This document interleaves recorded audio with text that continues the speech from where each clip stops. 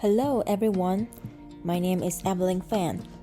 In this presentation, I will provide an overview of how Arizona defines English learners, how the state uses structured English immersion, and how the language department Approac guides instruction for all EL students.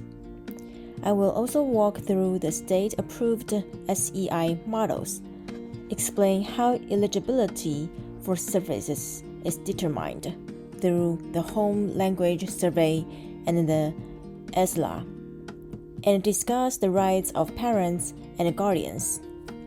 This presentation is designed to give teachers a clear understanding of both the legal requirements and the instructional practices that support English learners in Arizona.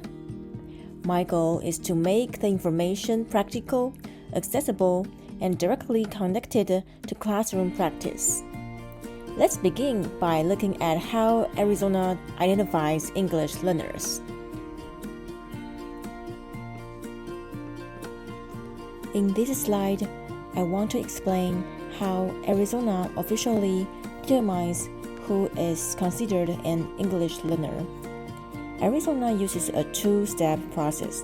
First, when a student enrolls in school, parents or guardians complete the Home Language Survey. This form asks what languages the student speaks, hears, or uses at home. If any answer indicates a language other than English, the school must screen the student. Second, the student takes the ESLA placement test, which measures English proficiency in listening, speaking, reading, and writing. If the student does not score proficient on this assessment, the state identifies the student as an English learner. This identification makes the student eligible for structured English immersion services and any other supports required by state or federal law. Now, I'm going to give a brief picture of who Arizona's English learners are. Across the state, there are more than 80,000 EL students enrolled in PK through 12th grade. Most ELs are in the elementary grades, and the largest concentrations are found in the major urban districts such as Phoenix, Tucson, and Mesa. When we look at home languages, Spanish is by far the most common, making up about 80% of all English learner students in Arizona. But we also see a range of other languages, including Arabic, Navajo, Vietnamese, Somali, and the languages spoken by refugee communities. Here, I'm going to explain how Arizona defines structured English immersion, or SEI. In Arizona, SEI is the required model for most English learners. All instruction is delivered in English, and students learn both English language skills and grade-level academic content at the same time. Teachers use a wide range of scaffolding strategies, such as visuals, modeling, sentence frames, guided practice, and structured routines, to make the content understandable while still keeping English as the language of instruction. One important thing to note is that SEI is not the same as sheltered instruction. SEI is the statewide program model required for English learner students, while sheltered instruction is simply one method teachers use to make content more accessible in any classroom. The primary goal of SEI is to accelerate English proficiency so students can meaningfully participate in mainstream classes.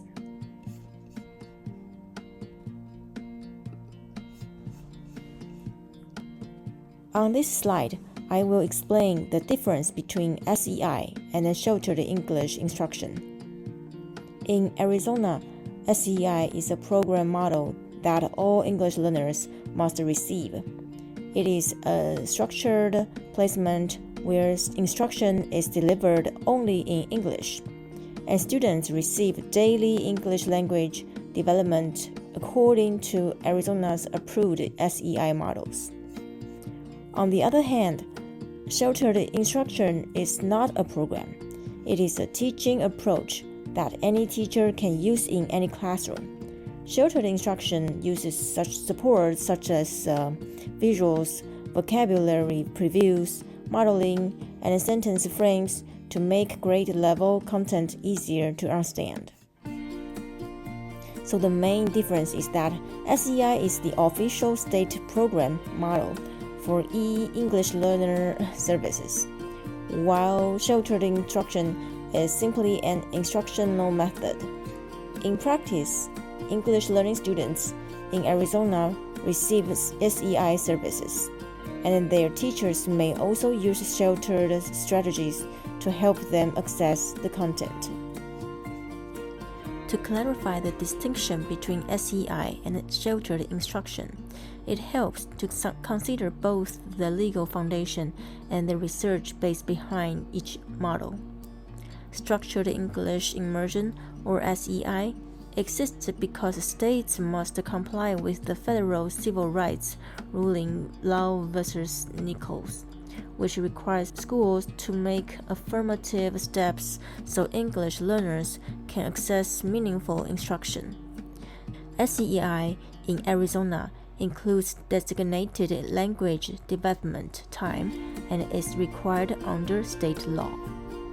Sheltered instruction, on the other hand, is not a legal placement model, but a teaching approach grounded in research, most notably the SIOP framework.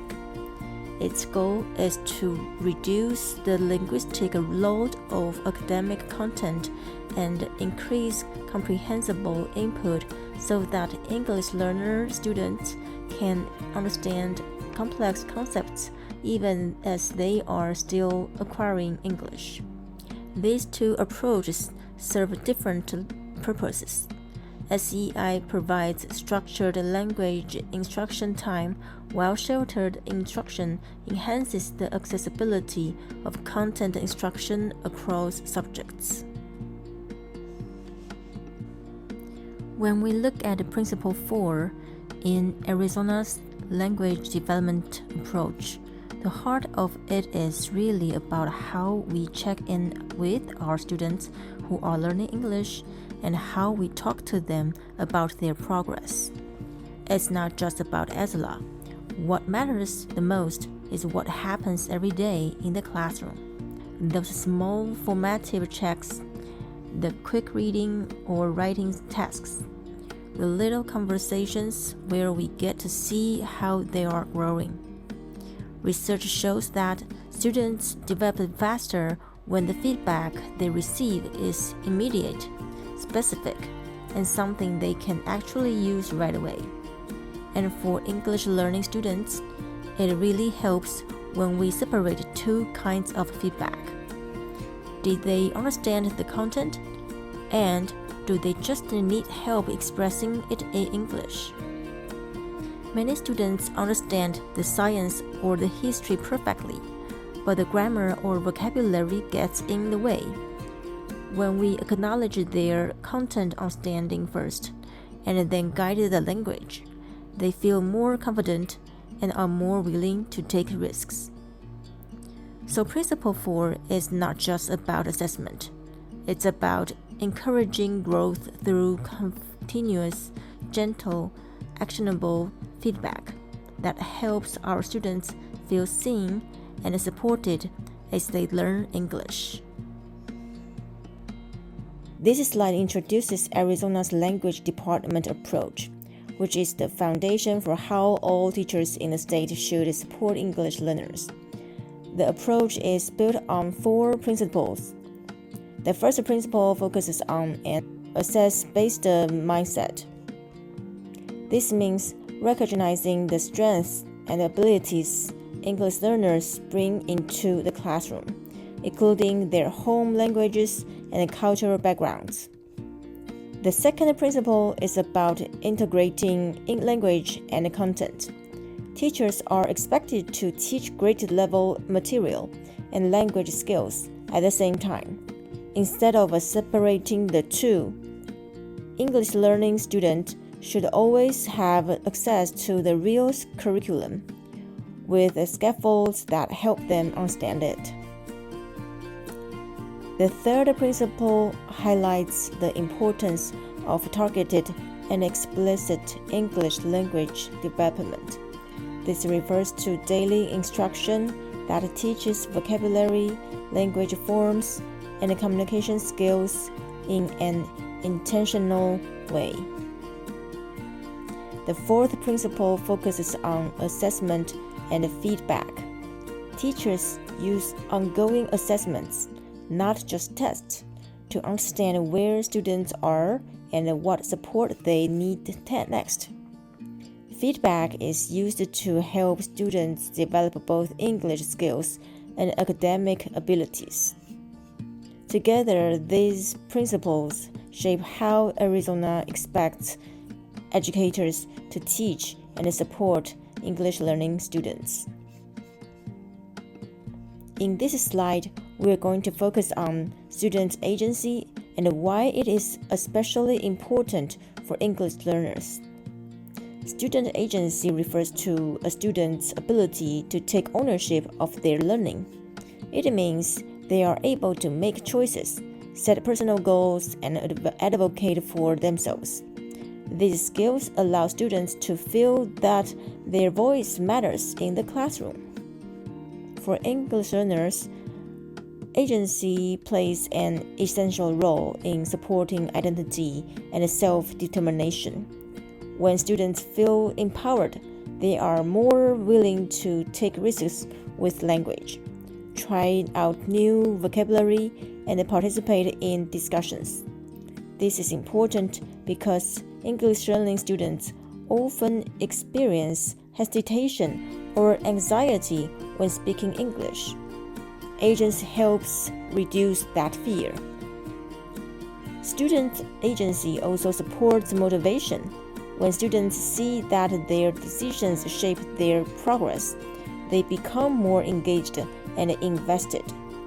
For English learning students, this means they can practice English in meaningful and authentic ways, not just through worksheets or memorization. Finally, agency builds resilience. Language learning takes time, and students need confidence to persist. When teachers promote agency, they help English learning students feel capable, valued, and supported as active members of the classroom community.